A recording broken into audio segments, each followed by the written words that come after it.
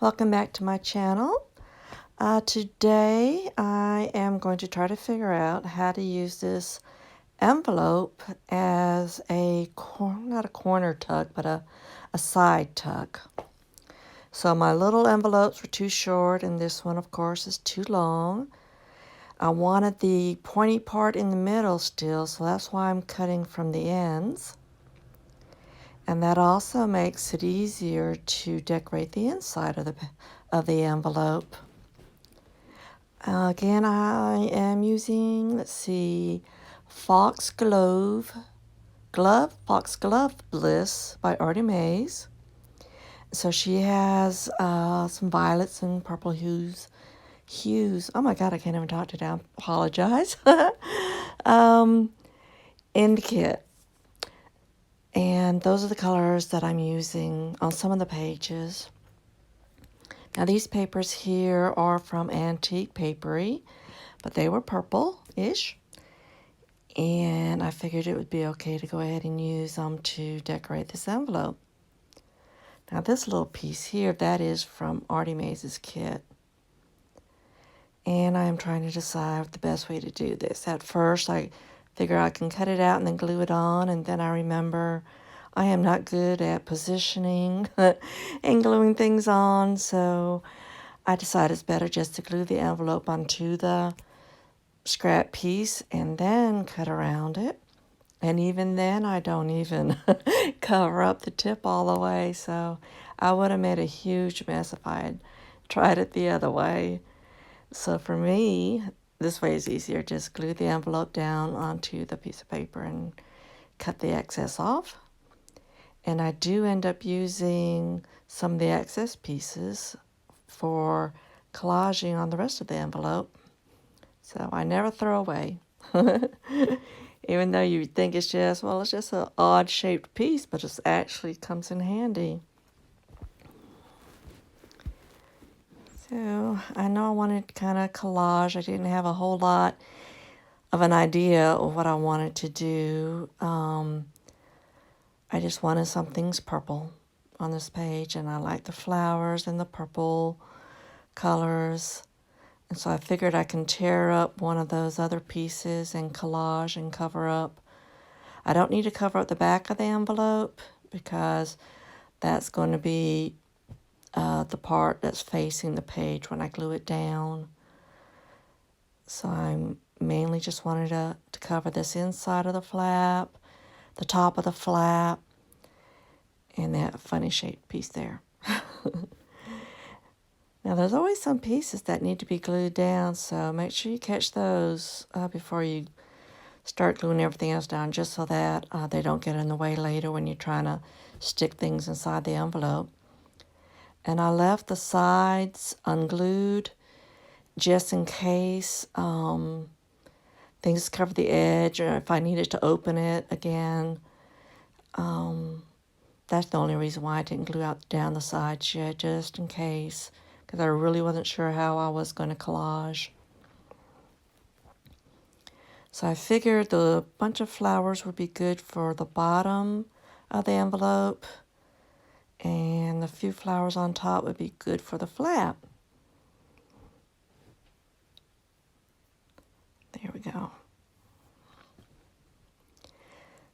And I was deciding at the last minute as I'm doing this that I didn't want it to be that perfect triangular shape of the flap. I was going to let things overhang, because that's one of the things I struggle with, it all has to fit inside the box, but it doesn't. So when I'm making tags, I let things hang off the tags, and it's okay. It doesn't get in the way.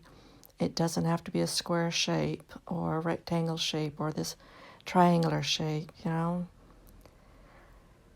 And those are just the things that I work on, in my mind at the last minute.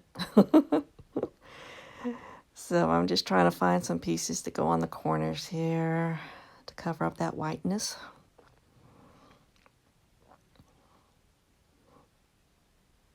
And I'm not really overthinking it now that I'm thinking about it. I know I wanted it covered, and I knew I was going to put something on top of it, like a button or something, just to decorate it more. But I just kind of felt like if just that one little piece was there, it'd be funny having all that white space on the side. So that's why I used the music paper. And it's amazing, as I was watching the first cut of this video, edging, using that distress ink, and I re-inked it again so it's nice, a strong color. It really, really helps age this whole page, this envelope, and and I really, really like it. You'll see towards the end when I start to edge it some more once I get the collage done. So here I'm just picking off a little bit because I didn't want it square, but it's still hanging over the edges. And look away because this is going to get wobbly. I figured I had to clean that, and this cutty table is so wobbly. I don't want anybody getting seasick there. So now I'm just working on this bottom piece. I wasn't quite sure what I was going to use on the right-hand side until I got to it. I just knew I wanted that piece for the left side, and let's see how things go. And I ended up using the whole thing. That's why I say, no piece is too small. And no piece is too funny cut. Yeah.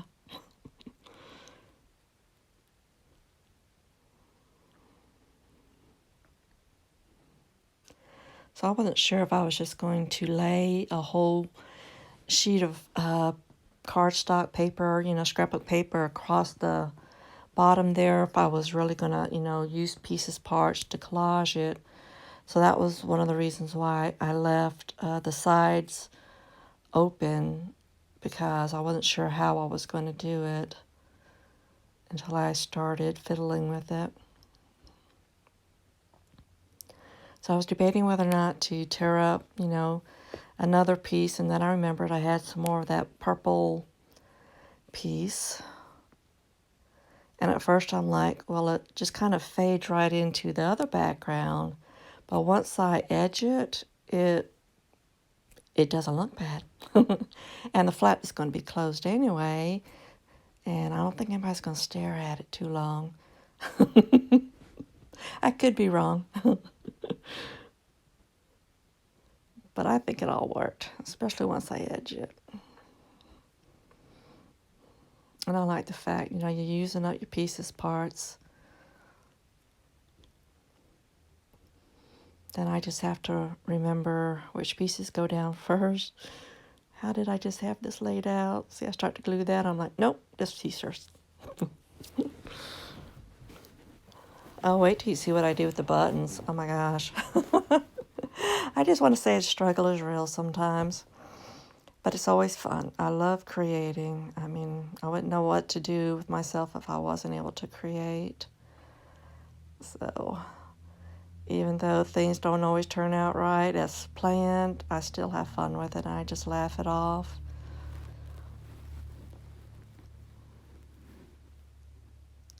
So there. I didn't even cover all the white space, and that's another thing, you really don't. I just covered most of it, and there's a few pieces peeking through. I don't know whose rules I was going by or what I was thinking, that everything has to be covered, but it doesn't. And it could have been my own rule of, being a perfectionist, everything has to be covered. I'm not sure why. So, and I just remembered at the last second, I better ink this while it's open. It makes it so much easier. But since it's so dark, look how good it makes it look. I mean, it just really separates that one little purple piece from the rest of the background. And you wouldn't even know that that I almost thought that it would fade in together. And doing the that inside fold there.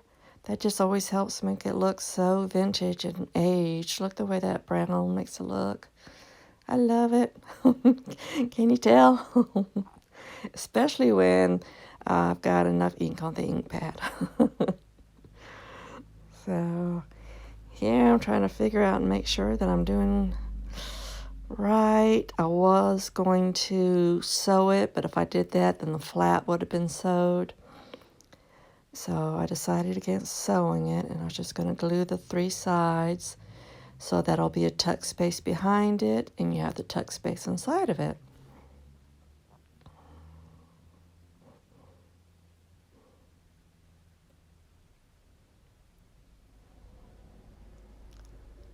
There we go.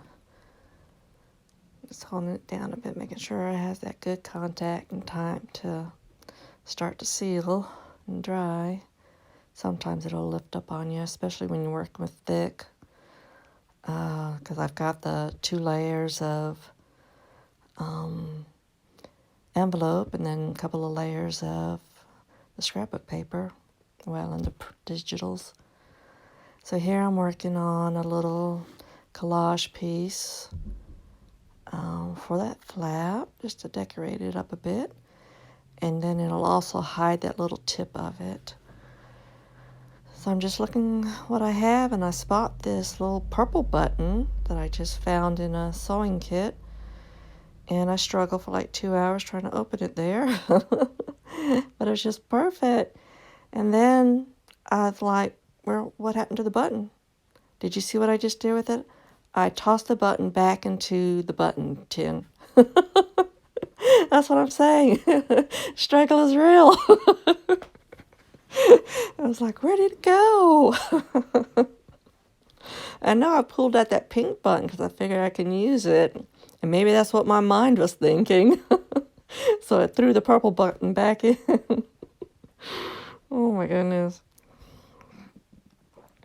So I'm going to use my fabric tack because these are some thick layers and it's fabric and lace and it holds it well. I'm putting a little piece of acetate under there so I don't glue the flap down accidentally. I got a little piece of cheesecloth. I got a little snippet of a curtain and that eyelash yarn. And I never know how to fold that eyelash yarn, you know, to make it look right. And I learned as long as I hide the end pieces, I'll be okay. So I was trying to make sure the end pieces were like in the middle because that's where I was going to put the button. And that's about all I've learned of how to use that eyelash trim. Now the button does take a little while to dry because it's got to go through all those layers of trim there. So I'm thinking about, I wanted to work on a piece of paper to stick inside of it. But I'm also fussing on this edge here. It's just plain. So I pull out this thin lace. I like having the different variation, you know, thin laces, the thicker crocheted laces, which add a lot of bulk. So sometimes I like to use something thin. And I was going to put on the inside there with the envelope. Then I start thinking it might interfere with when you put something in that tuck spot. So that's why I flip it over and glue it on this side of the page. Because you'll still see it because I have it hanging over. So it adds a little decoration without getting in the way. And, you know, it might get caught and get tore up. And you don't want that tearing up the page. If what they have, you know, gets stuck on it. And it's still too white and plain for my liking. And I thought I had filmed it, but I didn't. But what I do eventually do is I stamp a little bit on it. And you'll see that in the end picture. So right now I'm working on the little piece of paper that I'm going to stick inside the envelope. I thought I had measured it to fit. And you'll see that I didn't measure it correctly. So that's just some distress ink in plum or some color. If you want to know, just ask me. And this archival ink, the color is Thistle, and it is so perfect for the antique look, vintage look. plus matching all this purple color. So I'm glad I got that. Probably was on sale at Hobby Lobby. So I'm giving that a quick dry when I'm trying to figure out what parts of this napkin that I have. And I was so lucky to have a napkin that has purple in it. I think this is the only napkins that I have purple on it. And it's got a hummingbird. So hummingbirds and flowers, you can't go wrong, right? And I should have put that little butterfly on it too, but that was an afterthought. So for me, I like to use Mod Podge, and it's a matte Mod Podge to adhere the napkins down. I used to put a coat on the paper, then lay the napkin on top, and then another coat. And then I experimented one time, and it was like, I don't need that first coat. You know, it does soak through as long as you have quite a bit on your brush. So that just kind of saved me a step. And, you know, once you lay it down, you don't have a whole lot of wiggle room because it's already stuck and it's going to tear. So I like having a dry piece, put it down where I want it, and then apply the Mod Podge on top. But that's just me. There's no right or wrong way, okay? So here I just tore out another little flower. And then I'm going to dry it with my heat gun. And after I dry it, I always look before I put away the Mod Podge, because I have a habit of doing that. I look to see if there's any part that wasn't stuck. And then I'll put away the brush, sticking it in the water. I was always sticking it in the water, then having to drag it back out. So I got lucky here, and you'll see why in a minute. If I had put that little design right on the edge, I would have really messed things up. Because as it turns out, I did not cut this the right size. Once I fold it in half and try to put it in the envelope, it doesn't fit. I'm not able to close the flap. So I have to go ahead and trim off the end there. And if you look, you can see that I've already punched it with a scallop on the edge. And I'm able to cut, it wasn't quite a 1/4 inch off. But then I'm also able to re-punch it with a scallop, and it didn't mess anything up. And then, after I ink it and everything, I try to fit it in there again, and it's still not the right size. So I have to go through, trim it again, and ink all the edges, and then it finally fits. But I wanted to be sure it fits. I didn't want to shove it in there and then bend the folder or have whoever gets the journal, struggle. So I wanted to be sure it was right and it fit properly. But it was just like a smidge. Look at that. It was just a smidge off. So I go ahead and trim it again. I was worried about cutting into that little piece that I stamped on the top and bottom, but I was able to avoid it. I may have sacrificed the tail a little bit on the hummingbird, but that doesn't matter. As long as it fits in there, then I'm happy. So there's always a way to fix your boo-boos. I could have started all over again. I could have not done their little scallop there. There's so many things to do instead of crying. So I just make sure I edge it all and it fits in there. And I just stick a little card in there to show that there's a tuck spot behind it. But in the picture, you'll see I do decorate that edge a little bit with some stamps. So I hope you enjoyed this. I hope you have fun crafting. Thank you again for watching. And y'all have a great day. Okay, bye-bye.